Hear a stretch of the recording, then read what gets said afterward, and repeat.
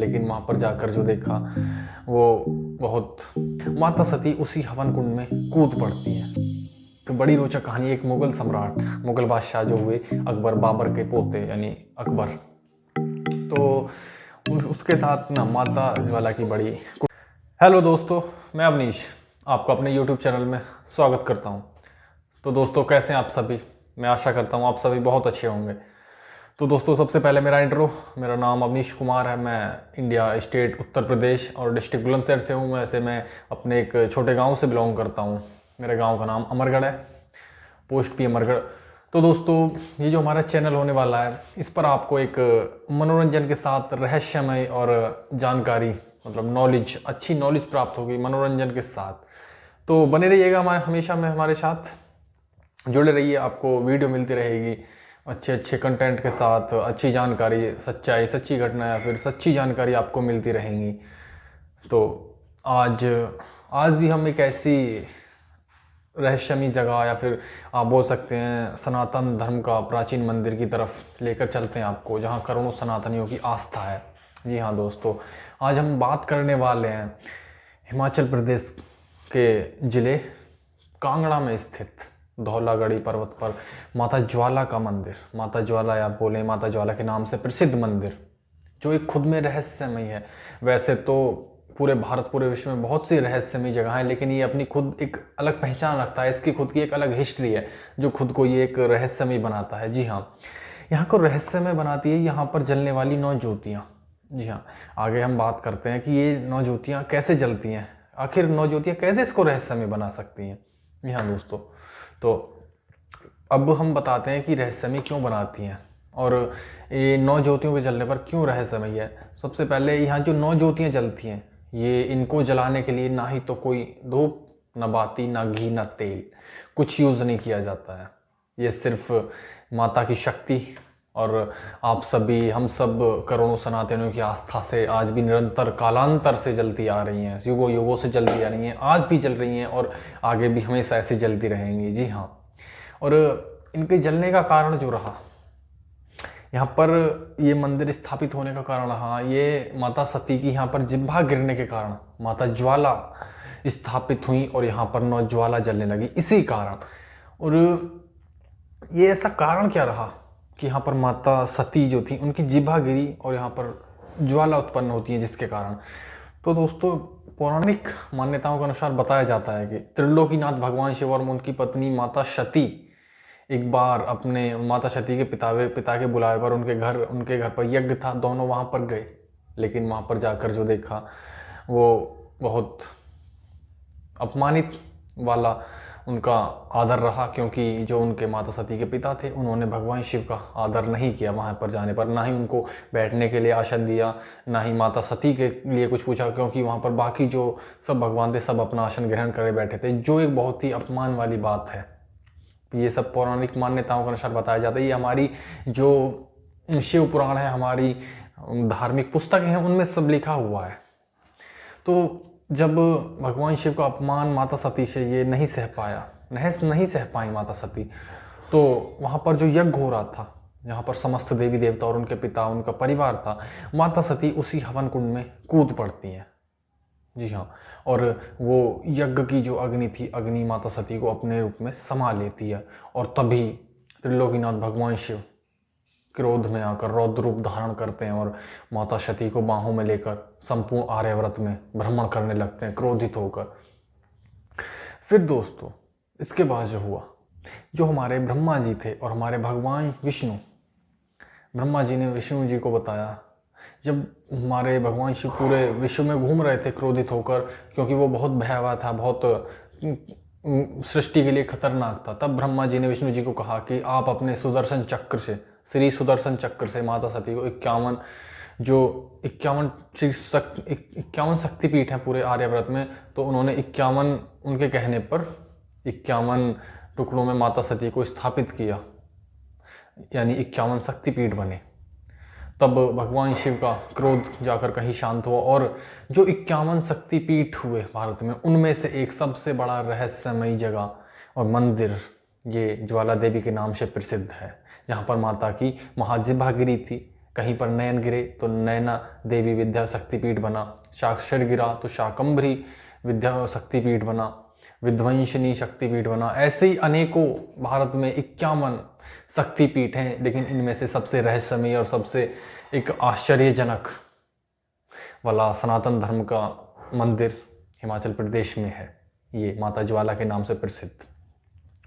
तो बात करते हैं, इससे बड़ी एक रोचक कहानी है कि इसको ढूंढा किसने, इसको मतलब इसकी स्थापना किसने की इस मंदिर की। चलो मानते हैं हाँ, वहाँ पर जिभा गिर गई माता की, वहाँ पर ज्वाला उत्पन्न हो गई, जलने लगी, लेकिन इसका मंदिर का निर्माण कब हुआ, किसने कराया, तो ये भी पौराणिक मान्यताओं के अनुसार बताया जाता है कि एक सतयुग में थे महाकाली के परम भक्त जिनका नाम था भूमिचंद। उन्होंने अपने स्वप्न से प्रेरित होकर उस स्थान को खोजा और माता का एक भव्य निर्माण करवाया, भव्य मंदिर का निर्माण करवाया और वहाँ पर पूजा अर्चना की। उसके बाद इस जगह को पांडवों ने खोजा और वहाँ पर पूजा अर्चना की। फिर इसके बाद जो कलयुगी अवतार, जिन्हें आप सभी जानते होंगे, श्री भगवान शिव के अंश हमारे शिव श्री गुरु गोरक्षनाथ कलयुग अवतार, उन्होंने यहाँ पर माता से वरदान मांगा था और यहाँ पर उनकी पूजा की थी। जिस वरदान से संबंधित आप में से बहुत से भक्त हैं जो गए होंगे, वहाँ पर एक गोरख डिब्बी नाम से, जहाँ पर एक वो भी माने तो वो भी रहस्यमय है, उसके बारे में हम कभी एक वीडियो बनाएंगे। वो गोरख डिब्बी जो है, वहाँ पर आप देखेंगे हमेशा जल उबलता रहता है, तो वो भी इसी का हिस्सा है। फिर उसके बाद अब हम बात करेंगे कलयुग की 1835 की बात, जब राजा रणजीत सिंह ने इस मंदिर का पुनर्निर्माण करवाया, जो आज वर्तमान तक आप देख सकते हैं, वही राणा रणजीत सिंह द्वारा करवाया गया था।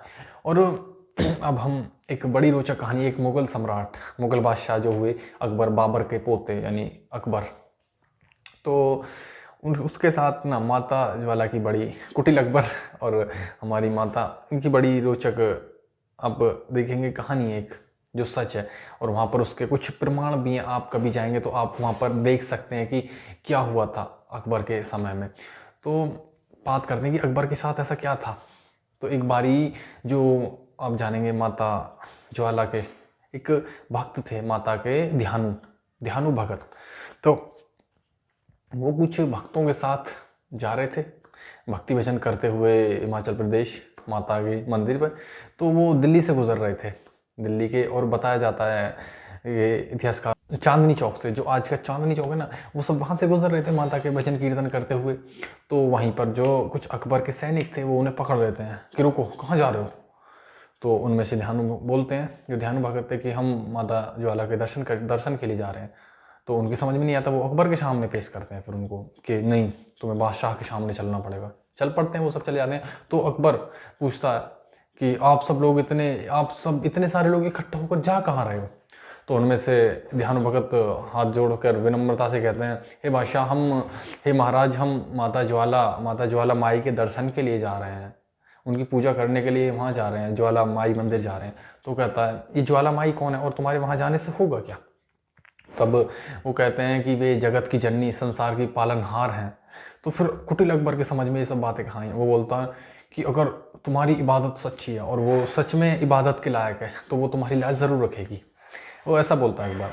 तो और अगर वो सच नहीं है तो फिर तुम्हारी इबादत का क्या फ़ायदा। तो कहता है कि तुम्हारा हम इम्तिहान लेते हैं। तो ध्यानु तो कहता है कि ध्यानु का घोड़ा था उनके साथ, तो कहता है हम ना तुम्हारे घोड़े की गर्दन काट देते हैं, और अगर तुम्हारी माँ सच में है तो उसको दोबारा जिंदा करवा लेना। तो ध्यानु भगत फिर हाथ जोड़ कर कहते हैं, हे महाराज, मैं आपकी बात मानने को तैयार हूँ, लेकिन आपको घोड़े की गर्दन और उसके धड़ को 1 माह तक सुरक्षित रखना होगा। अकबर मान जाता है। वो आज्ञा लेकर अकबर से ध्यानु भगत अपने भक्तों के साथ सब चल पड़ते हैं, चले जाते हैं। फिर घोड़े की गर्दन काट दी जाती है, उसको रख दिया जाता है एक तरफ। फिर जब वो वहाँ जाकर ज्वाला माई के मंदिर, वहाँ पर स्नान करने के बाद पूजा करते हैं, रात भर जागरण करते हैं, और फिर सुबह को माता के सामने शीश झुका कर कहते हैं कि हे माता, मेरी लाज आपके हाथों में है, अब आपको मेरी लाज बचानी है।